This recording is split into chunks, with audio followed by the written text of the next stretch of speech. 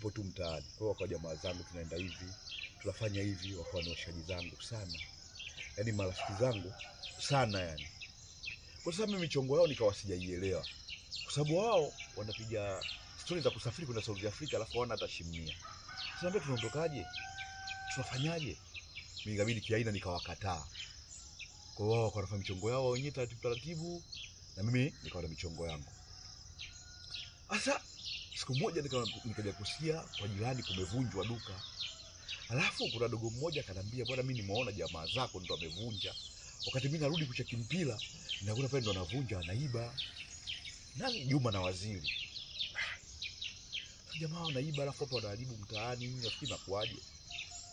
Kwa hiyo jamaa sasa baada ya kuvunja asubuhi hawakuonekana. Watu watafuta huko bwana, watu wakasema bwana hapa aloiba ni Juma na Waziri. Juma na Waziri ndo aloiba. Kwa hiyo watafuta jamaa tujawaona. Sasa mimi kwenye akili yangu nikawa najiuliza kwa nini wamefanya hivi afu kwa jirani yani mtaani wana akili gani? Ila kwa sababu mimi nilishaachana nao nikawaacha tu wakaondoka zao. Wakawa wamefanya mambo yao. Ikawa wiki hatujawaona. Wiki ya pili ya tatu mara mwezi hatujawaona. Hawa kwa wapi?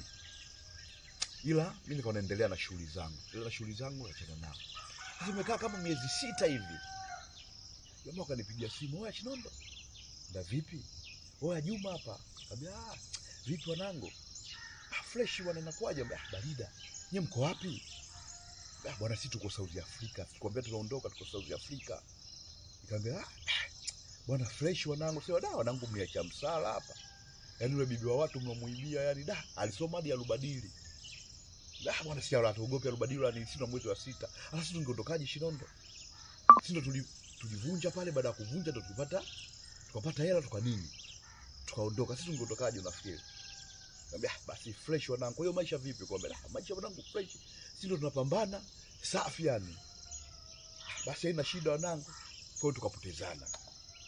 Mimi nafanya shughuli zao na wao wanafanya shughuli zao, tukawa kuna mawasiliano katikati hapa. Tukaenda. Wakakaa kama miaka 5 hivi nakumbuka. Siku moja napokea simu, "Oya, vipi?" Niambia fresh, "Nani mwenzangu?"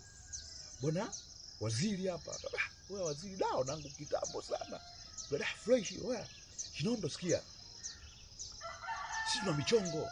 Niambia michongo gani? Ndio sisi tuna mchongo mmoja huo. Nataka tuje tufanye nyumbani kwa sababu kuna hela tumepata nini fresh. Wanangu umepata hela? Niambia oya wewe usijali. Sisi tunapata miela, tuna miela kibao. Ndio nakwambia hapa sasa tuje nyumbani tufanye mchongo. Nikauliza mchongo gani? Akaniambia wewe sisi cha msingi ni hivi. Tafuta kijiji ambacho kipo mbali kidogo na Dar es Salaam. Yaani mkoani. Kutaka tuje kuwekeza. Sawa, unataka kuja kuwekeza nini? Wewe unataka kujua, sisi nakwambia sisi tuje tuwekeze. Umeona? Kwa hiyo wewe cha kufanya tafuta hilo eneo. Ukishalipata wewe tuambie sisi tunakuja. Na hii ndio namba yetu, hii namba ya Waziri. Ngambia haina noma. Basi fresh. Sababu jamaa zangu nawajua. Nataka kuondoka kwao kama nilivyowaambia, yani wameondoka yani wameiba, wamemuibia bibi wa watu pale ndo wameondoka.